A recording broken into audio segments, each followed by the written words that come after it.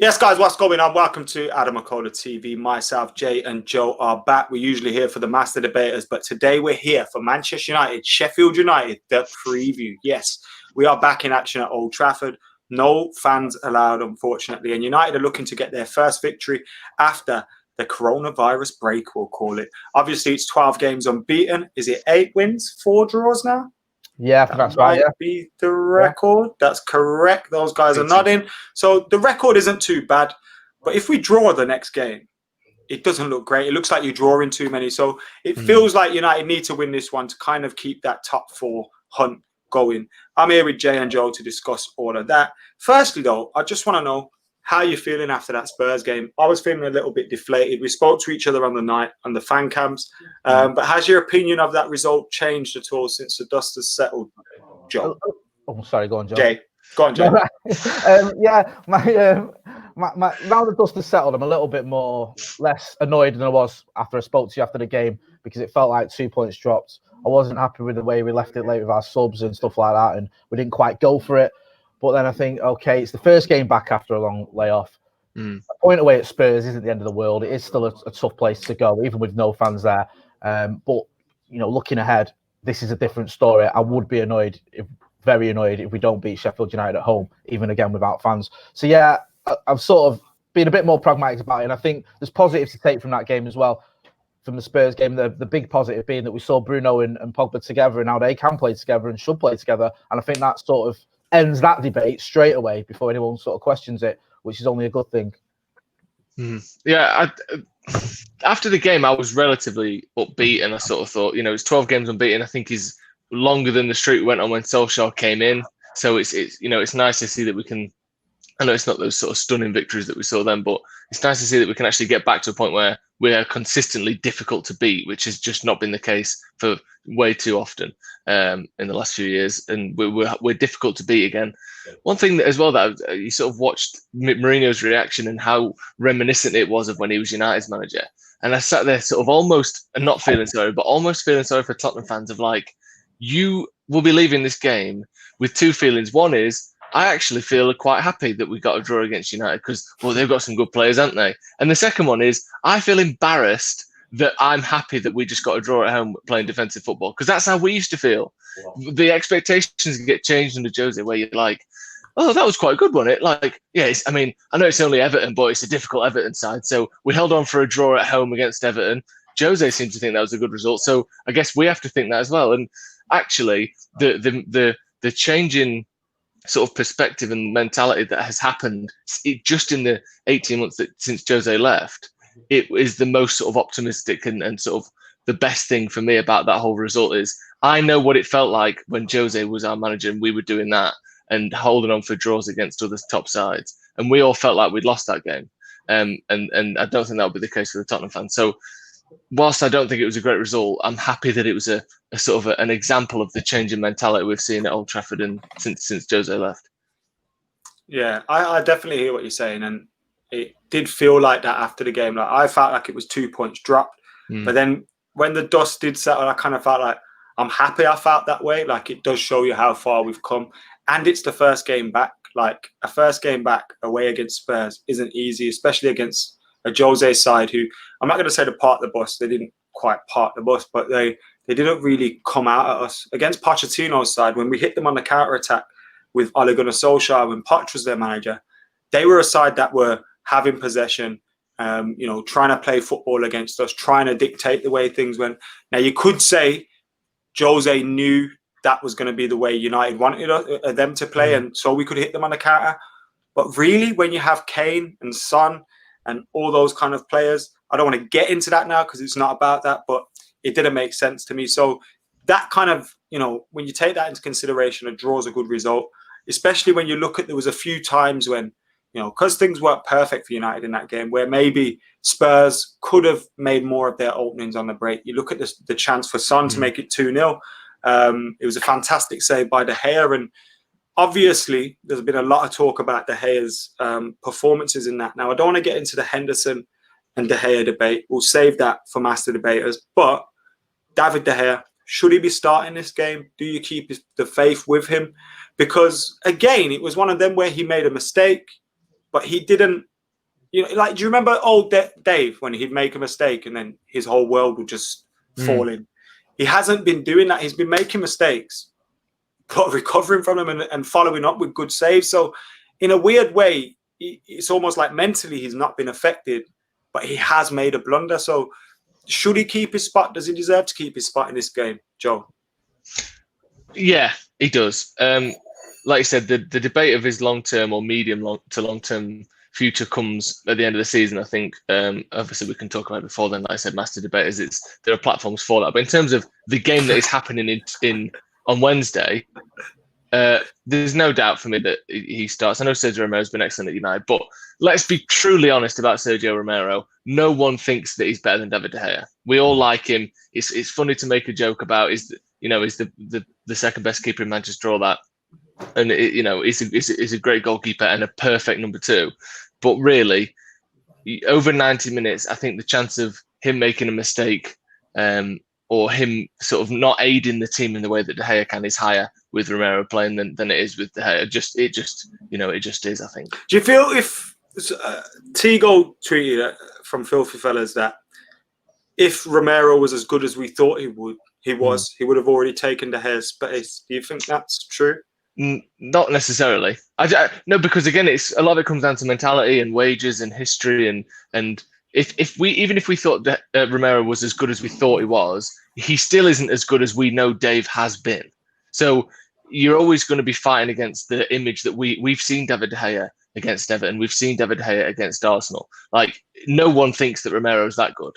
So you're always going to be fighting against the sort of the form of vision of De Gea, and there is a chance that Romero, at this current moment, is a better goalkeeper than De Gea. But you have to overcome more than just his current form. You have to overcome the memory of how good he's been as well. So I think it's not necessarily the case that De Gea is better, but I don't think now is the time to drop him. We've seen, as I'm sure we've spoke about before, this isn't a new thing with De Gea. This is 12, 18, 24 months in the making. And if he was going to get dropped, I think it would have happened already.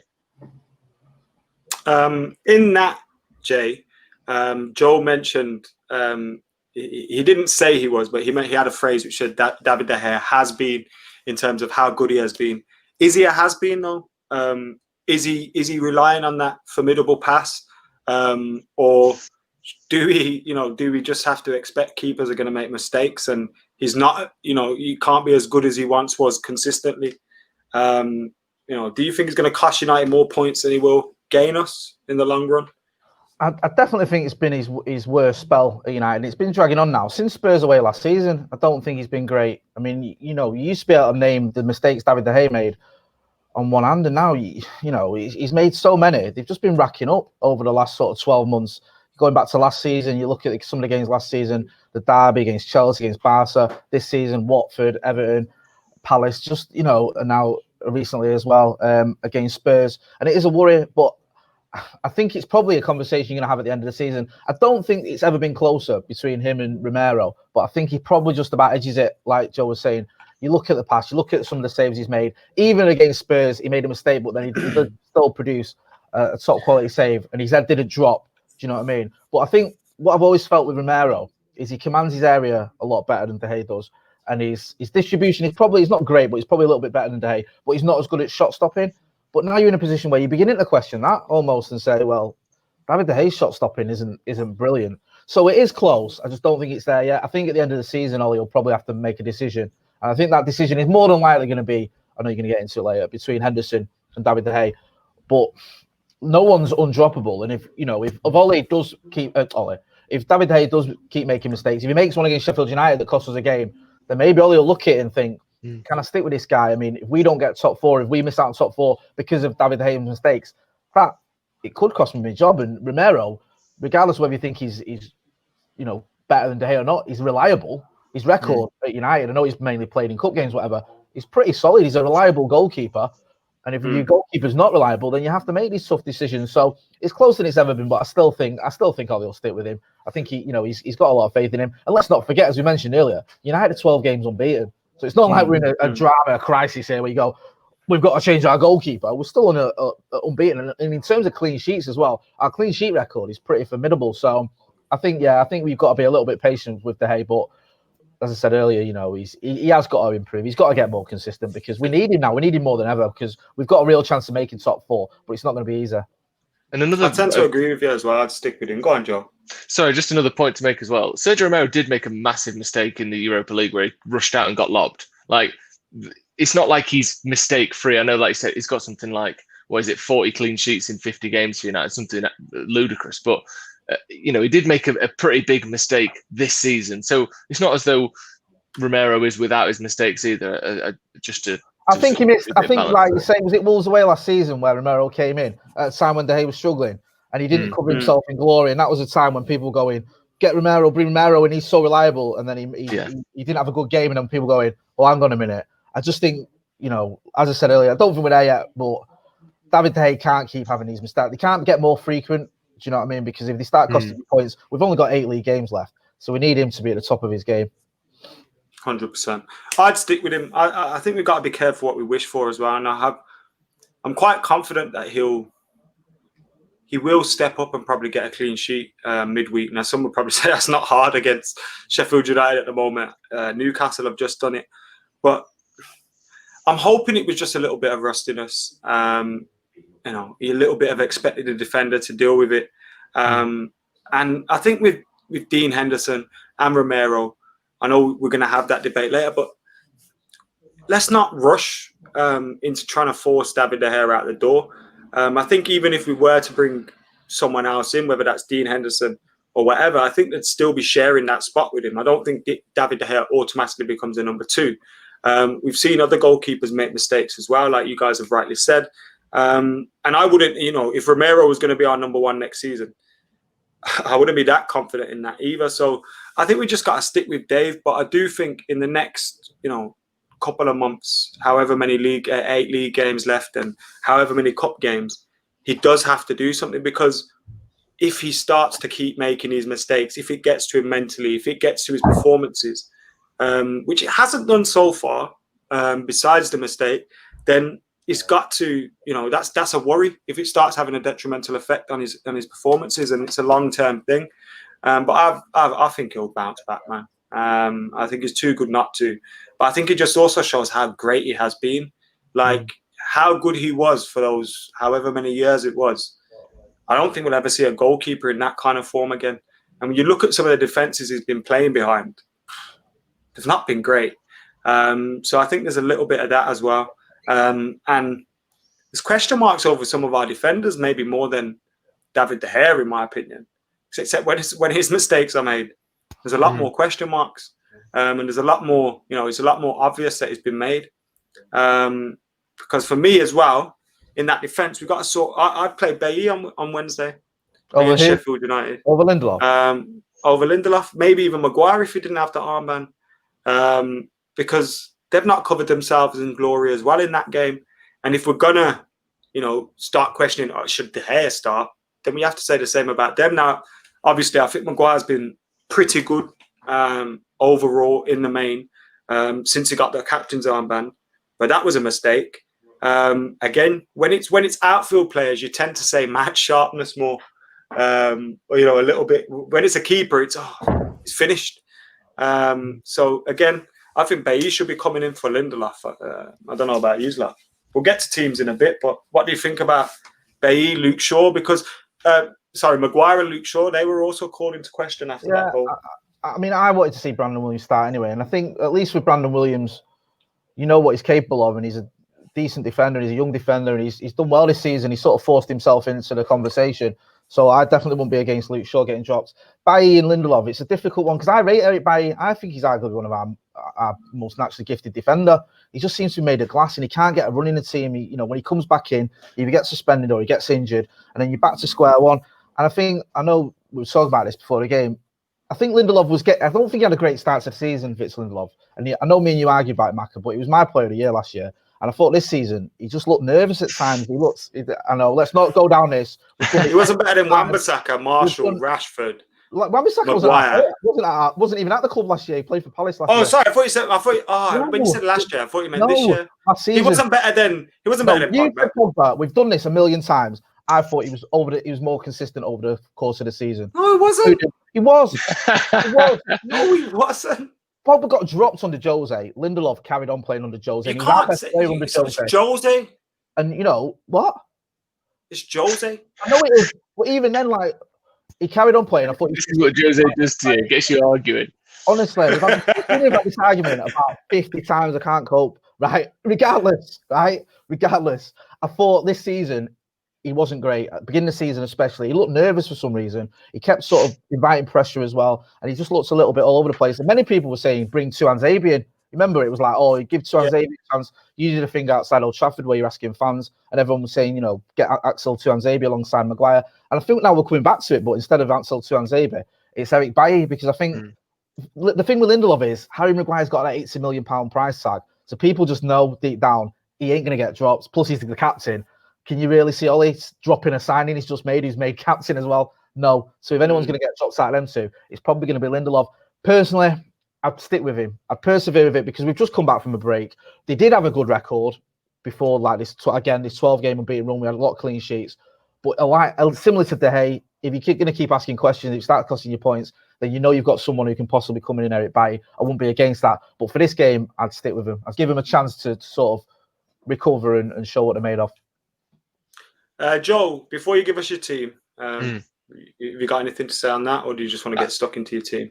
I've always defended Lindelof. I think he's been better than most people make him out to be. I think because he's one of those players who doesn't have a sort of ferocious, all-encompassing physical element to his game, and people like to call into question some of his bringing the ball out as well.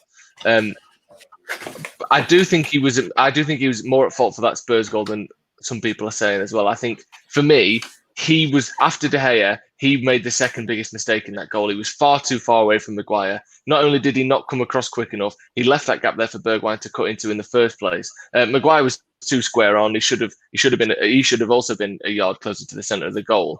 But bearing in mind that he wasn't, Lindelof should have seen that. He had the whole pitch to see. There was 15 yards between him and Maguire, and I think that was the biggest mistake, or the second biggest mistake of that goal. But one thing I was thinking about this the other day, do you think, because Eric Bailly's so used to being injured, as sad as that is to say, do you think he's better at coming back from 3 months off than the rest of them? Like, do you think he'll just come back in the squad, like, quarantine? I call that a calf injury, lads, like, just straight back in? Because he comes back in flying, usually. Do you remember when we played Liverpool under Jose, when we beat him at Old Trafford, Marcus got a brace? And Eric Bailly came back, didn't he, from injury again? And he was straight back in the team, and everyone was like, why is he starting him against Scousers? And I know he scored an own goal, but he was probably man of the match. So he just seemed to come back in and it doesn't faze him at all. And against Chelsea as well. Only leaders get things said like that about. Now I know where he scored an own goal. Was that the one at the near post where it sort of hit his shin and went in the roof of the net? Yeah, I remember that. Great finish. Typical Eric Bailly. He was amazing. Scores an own goal, but we won. So yeah, it probably is. He probably is used to being in and out. It's just a shame we can't keep him fit because you look at the amount of games he's played since when he arrived. It's not great at all, is it? No. But you got to say he's fit now, so he should play. He was fit just before the break, and he's still fit now. I just think for me, the changes. I'll get to my team in a minute. I would make some changes, but the centre-back partnership isn't one of the things I make right now.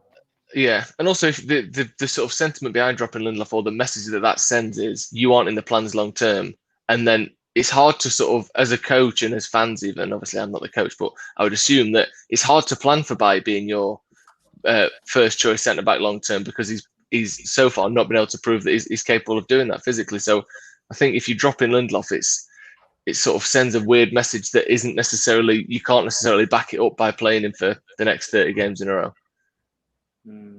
Give me a team then, Joe. De Gea, I'm sticking with De Gea. Obviously Wan-Bissaka, no question marks there. I'm going to go Lindelof and Maguire again. I think Maguire's got a good knack of overcoming his lack of pace with good positioning and good sort of.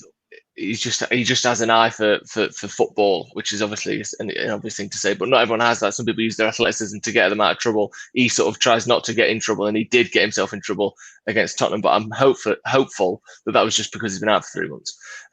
But he did look slow and like trying to turn the Hilton building, didn't he? He was very, very steady as Bergwijn just flew past him on a motorbike. And then I would go with Brandon Williams. I think he struggled first half against Sheffield United in the first game, as the whole team did. We just looked completely stunned by the speed and intensity and the energy that Sheffield United had. But second half, I thought he was one of our best players in coming back, and he got the goal, I think, against Sheffield United. But he was just brilliant in the second half of that game. I would let him play after a sort of, it wasn't underwhelming, wasn't overwhelming, just a sort of whelming performance by Luke Shaw against Spurs. He just didn't seem to do a lot, did he? He didn't really go past anyone. He didn't get done too much defensively. Did you agree with Keno? What did he say? Wow. Just said he was awful for that goal. About Luke Shaw. Yeah, I just thought he was just a bit of a non-entity, really. I didn't think he was particularly bad. He was a bit of a soft head that led to the goal, and he just didn't seem to do a lot. So I would get Brandon. Did you say he's at left back? Oh, you got Brandon in. Brandon at left back, yeah. After, like I said, he was good in the second half of the first game. And then midfield, I would go this time. It's got to be Matic, Pogba, Fernandes on it.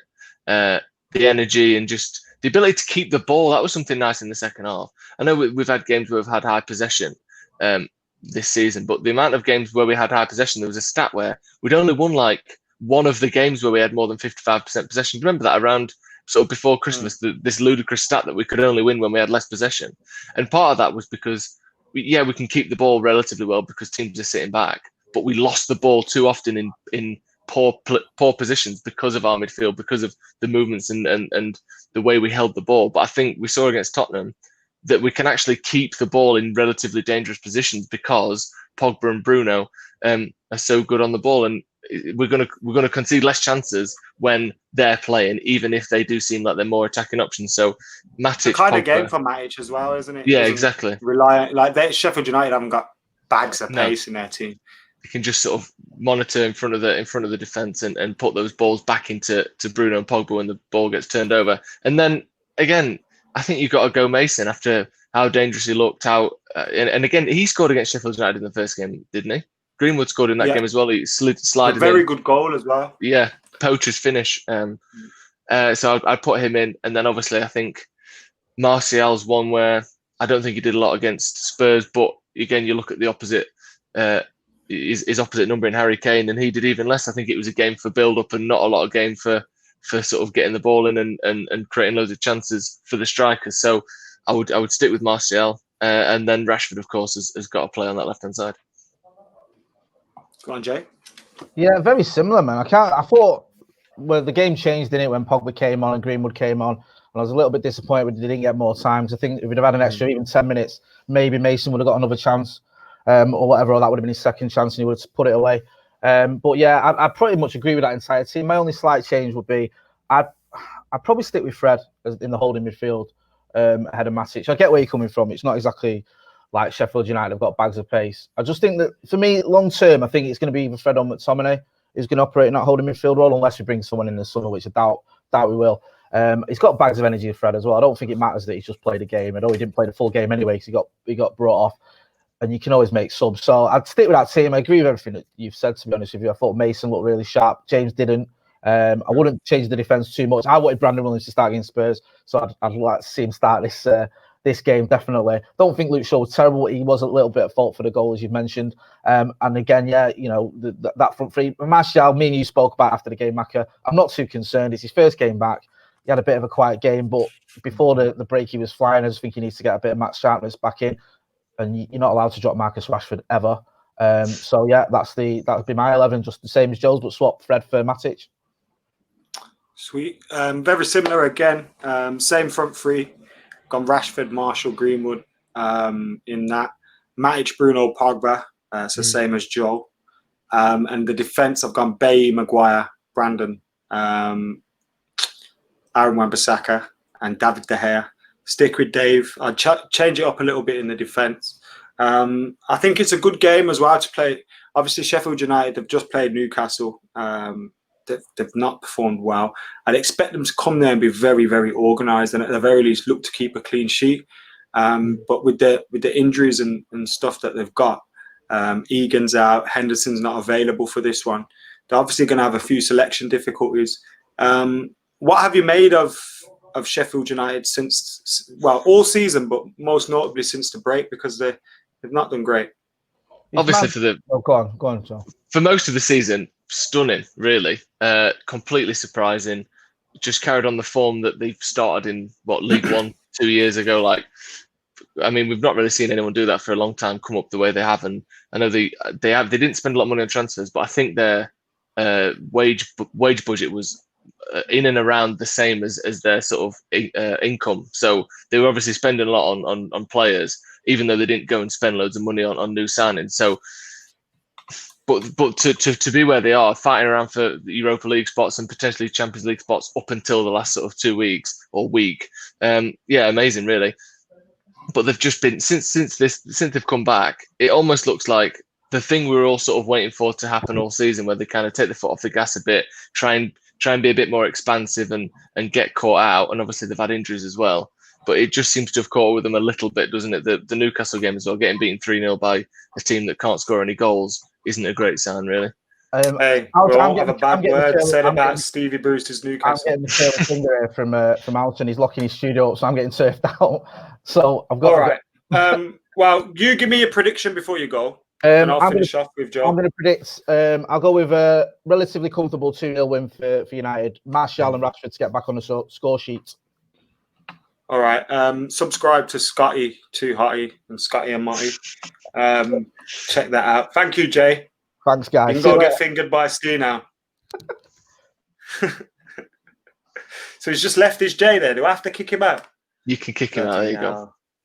Yeah. So I'm not sure what to expect from Sheffield United. You know, I think they're just going to come uber defensive and try and get a point. Yeah.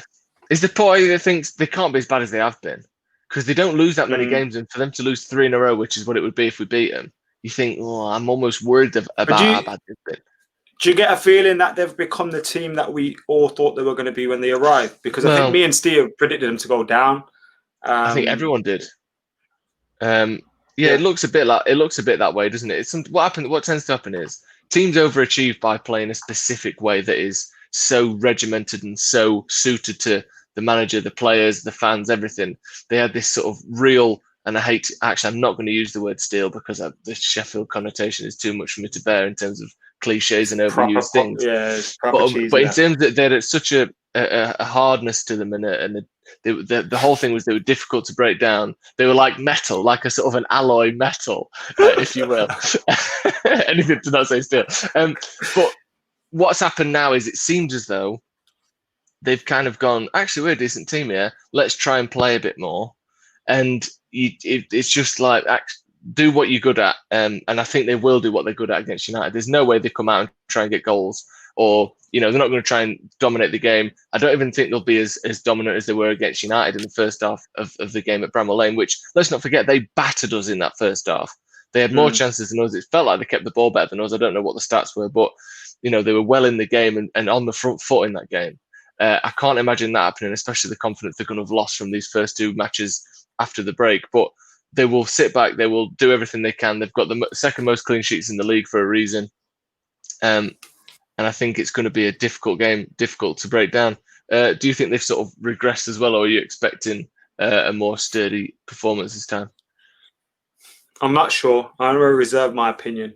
I kind of felt that watching the Newcastle game. But then you look at it, they had a man sent off, defensive mistake, goal. It's easy for your heads to drop, especially on the road as well, even though there's no fans. So I'm going to reserve judgment. And what better game for them to come to Old Trafford, dig in, get a hard-earned point, or even, more than that. So I'll reserve judgment. But having said that, I do think we'll beat them. I'm not sure what Sheffield United will turn up. But I'm quietly confident a very good United will turn up and we'll get a 2-0 win. How about you? Yeah, I think someone said it the other day about how the lower teams, or the teams that are smaller clubs generally, will struggle more with the 5 substitutions, the new 5 substitutions rule. They don't have 5 players that are first team quality waiting to come on in every game. I think we are yet to see... said the same after the Chelsea game, I think. Yeah, I think we are yet to see the full potential of the 5 substitutions. It's like managers are still... Like, we started our subs at 60th minute the other day. And I think there is a lot more to be made of. You can change half of your outfield team.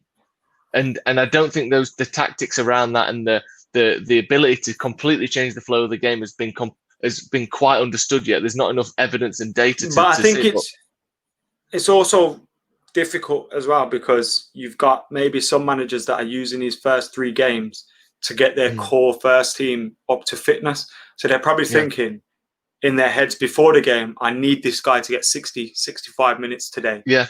And so it affects their decision making in terms of substitutions and stuff. Whereas usually when players are this fit, they would have had more time in pre-season. Like this still would have been almost like a pre-season with a couple of more games left. So they may be using the next few games in that manner of, I need this guy to get 60 minutes today, the next day 70 minutes. And that's the only way I could explain that.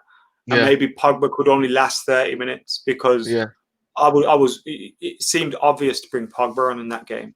Yeah. We had just lost. Like we had dominated the start of the game. They scored, heads went, and we just couldn't get to grip with it again. And it felt like Pogba was the ideal choice to do that, and he was. But he came 15 minutes later. And everyone after the game said, I think you might have said it, 10 minutes more, we win that. Yeah. I just think there's a lot more to be done with this. And I know it's only 2 more players, but it just is a completely different setup and a completely different way to change the game. I think as well, I know obviously you can't bring someone off and back on, but you can put someone on and bring them back off. And I think now you've got 5 substitutions. I think getting someone on after the 20th minute and taking them off after the 60th isn't quite the slap in the face that it usually is, where 2 of your 3 subs were putting someone on and taking them off. If you've got a player that's see you out at half-time, sturdy up a bit, see you out of this into the second half and bring them back off, like, I'm not saying that that's necessarily a thing to do, but there's more potential for creative personnel changes now than there ever has been. I think someone is going to benefit from that a lot. There's the ability to, if you go behind in a game, chase the game with your subs, and then if you went in front, and then unchase it, revert back again. Like you've got 2 changes of tactics. Yeah, you could only really flip that once, and then you might have to. All right, we've gone in front now, and now an attacking midfielder is going to drop into DM. Whereas before you could now you can change that attacking midfielder now for it. Yeah, so it's a weird one. What did you say score was? Score prediction? I didn't know. I think I'm hopeful of a clean sheet. Sheffield United are struggling for goals at the moment. I'm gonna go 2-0 United. Oh, I thought he was going to say 0-0. Jay said 2-1, didn't he? Yeah, I think so. What are you thinking? Yeah, so I said 2-0 as well. So 2-0. I think we're going to win. I think we're going to win. What are you doing on Stretford Paddock this week? This week, of course, we've got previews and stuff coming out tomorrow. We've got a watch along for the game and team news and match reviews, all that sort of good stuff. So tune in before the game. You see the team news coming out as it comes live, and then we'll cover the whole game live as well. So plenty of stuff going on. And Late Night Live is back as well this Friday. There was no show last week because of the game against Tottenham, but no game this weekend. So Late Night Live Friday at 10 o'clock. So make sure you're checking that out. Subscribe to AdamMcKola TV. Before I go as well, I want to thank Joey Burns, Nelly Bod, and DJ UK for joining AdamMcKola TV. We're very close to 100 now. Click that join button to help us hit that target before the end of June. Subscribe, get your thoughts in below. Score predictions, predicted 11s, thoughts on Sheffield United. Are they now the team we thought they were going to be at the start of the season, or is this a bump in the road for them? And who do you think should start in defence and all that good stuff that we've discussed? Get your comments in below. Subscribe to Stretford Paddock, and see you later.